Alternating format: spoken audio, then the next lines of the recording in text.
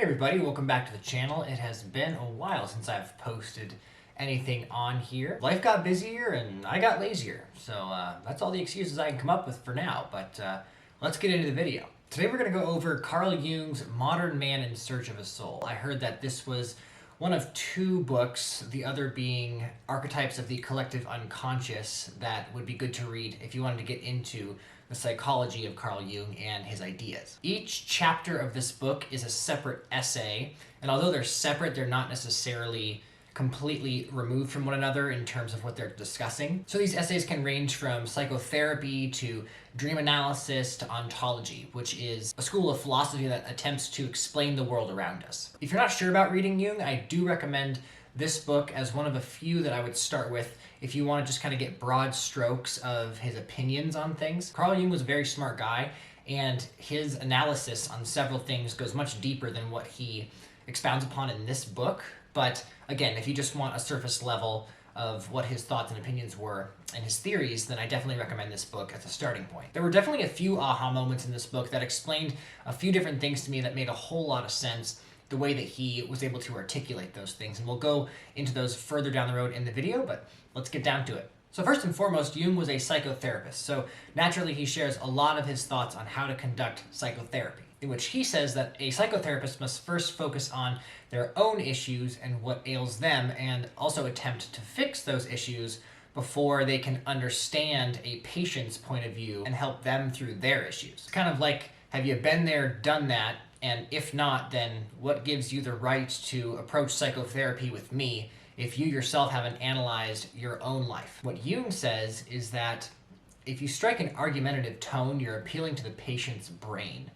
But asking questions and leading a patient to their own conclusions speaks to their heart. Now, what Jung was really big on is what he would term archetypes of the collective unconscious. Archetypes were so key to the human psyche, and dream analysis is what facilitated our understanding of what our conscious mind was lacking. He believed dreams were unconscious messages that the conscious psyche was rejecting in some way. It's important to understand the archetypes of our unconscious if we're to interpret what our dreams are trying to tell us. And you may be wondering, why is the book titled Modern Man in Search of a Soul, right? What does that even mean? Well, Jung thought that man has a religious ethic. Now, what I understood that to mean after reading his thoughts on it is that we simply can't get away from adopting some sort of faith slash religious structure in our life. So as science explains away the cosmos, it extinguishes the religious flame, the religious tendency in us. And, to science's credit, fair enough, like there's a lot of advancements that have been made and a lot of things that we can now attribute to,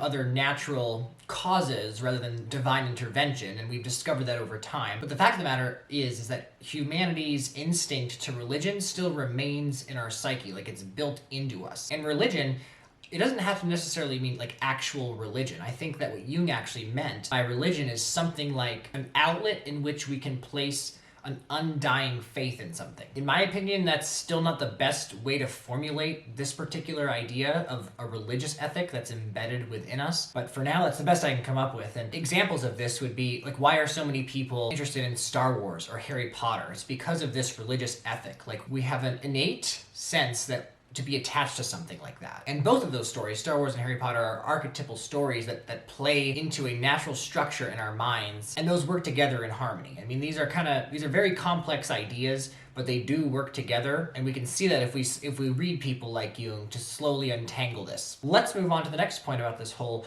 religious ethic. So the core problem that Jung identified is that as we chip away at religion through science, many people are going to feel in crisis, because it will appear to them as if their faith is misplaced. And Jung is making the point that that's not going to be good for our psyche or our soul. Hence, Modern Man in Search of a Soul. Now, to hopefully further explain this point and make it seem a little easier to understand, there are some quotes that I want to read. However far-fetched it may sound, experience shows that many neuroses are caused by the fact that people blind themselves to their own religious promptings because of a childish passion for rational enlightenment. Again, I think that he's saying if people are prompted in a religious sense to believe in something and to want to attach themselves to something. But as technology and science improve and as we keep moving that forward, our passion for enlightening ourselves and finding the answers, like every direct answer behind something, while that is a noble pursuit, it is peeling back the layers on our religious tendencies,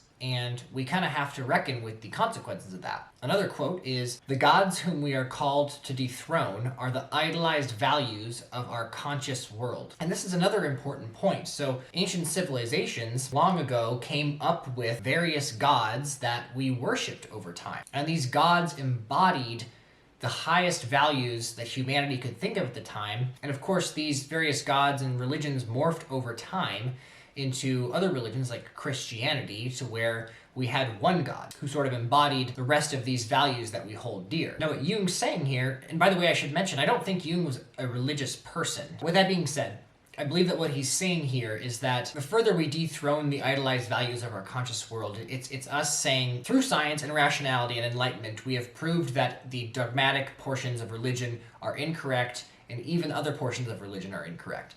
And so we can dispense with that, and we can create our own values. But the problem with that is that humanity had come up with very appropriate values through these religions and through these gods. We can't just throw the baby out with the bathwater, is what I believe the argument that Jung is trying to make. We need to somehow come to an agreement that it's not all bad. Because if we throw it all away, that's us throwing our values away. So we have to figure out how to keep all that. Or else, as we see, modern man is in a crisis of faith. They don't know what to put their faith in. And as I mentioned before, they're putting faith in various things over time, but I think those things are fleeting and not quite as permanent as a actual religious structure. And now I'm talking about religion itself. And by the way, in the event that any of this is making a modicum of sense to you, please do not forget to like this video, comment down below. Please comment down below and let me know your thoughts. I would love to get other thoughts on this book. It's one that can be reread multiple times and we can discover new things each time we read it. But if you've gotten value from this video, again, hit the like button and subscribe to the channel. And I mentioned having aha moments when I was reading this book. I'd like to share a few of them with you now. And one of them was when I read Jung's thoughts on how he believed problems were generated. He says, "It's the growth of consciousness which we must thank for the existence of problems. They are the dubious gift of civilization. It is just man's turning away from instinct, his opposing himself to instinct, that creates consciousness." And he goes on to explain, "It's the sacrifice of the merely natural man, of the unconscious ingenious being whose tragic career began with the eating of the apple in paradise." Of course, he's referring to the Garden of Eden here in the book of Genesis. The biblical fall of man presents the dawn of consciousness as a curse. And as a matter of fact, it's in this light that we first look upon every problem that forces us to greater consciousness and separates us even further from the paradise of unconscious childhood. Now, this sort of blew my mind. He explains that the story of Adam and Eve in the garden with the snake, aka Satan, it's about how when they eat from the tree of knowledge of good and evil, that bite from the apple, that made them self-aware. It made them conscious of themselves, and they become ashamed, right? They're naked, and then they feel the need to put leaves over their body. And now we have all these problems that start to come up. And all of these problems stemmed from them acquiring knowledge of good and evil. And the knowledge of good and evil represents awareness, right? It's literally knowledge. It represents consciousness. Before they became conscious, there were no problems. It was like an ignorance is bliss situation. And as consciousness expands and grows, the more problems we have. Now, this is one of many meanings that I believe the book of Genesis to hold, specifically the creation story. But I think it's a really keen observation by Jung is that as we seek knowledge, as we seek enlightenment, our problems increase, which, as I was saying before, this rationalistic enlightenment attitude we have toward discovering everything, that will only expand our problems in consciousness, which is exactly the point Yu was trying to make in his explanation of why he thinks dispensing with religion was psychologically not a very good idea. Now here's another little aha moment I had. He says, according to another primitive view, the soul is regarded as fire or flame because warmth also is a sign of life.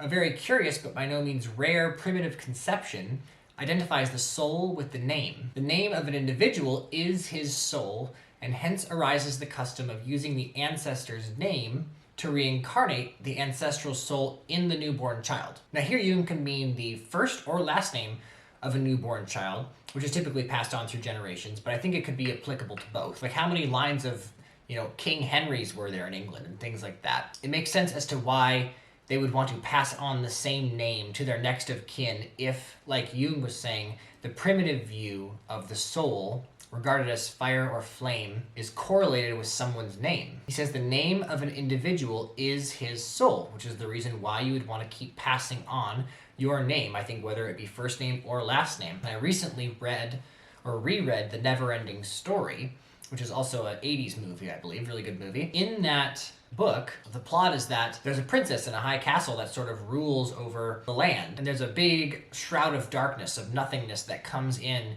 and starts to eat everything. So what was once there is now becoming nothing.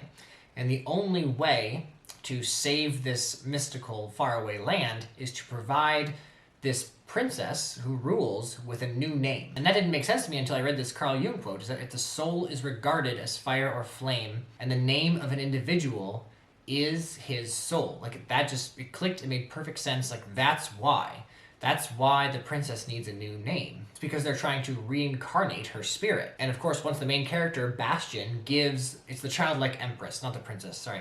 Once the main character, Bastian, gives the childlike empress her new name, then the land starts to grow again. So I thought that was really, really cool. Now again, if you've gotten any value from this video, I tried my best to explain. I know there's a lot of stumbling through things, but that's the way of life when you're talking about psychology books like this one. So like the video if you've gotten any value out of it. Leave a comment down below. I'd love to know your thoughts, and as always, subscribe to the channel for more content. This book does make you curious about Jung's work. I know I want to read more. He's got a lot of thoughts on a lot of things.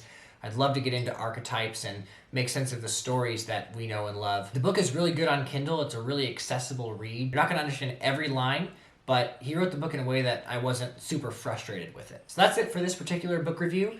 I hope you got some value out of it, and until next time, you stay classy.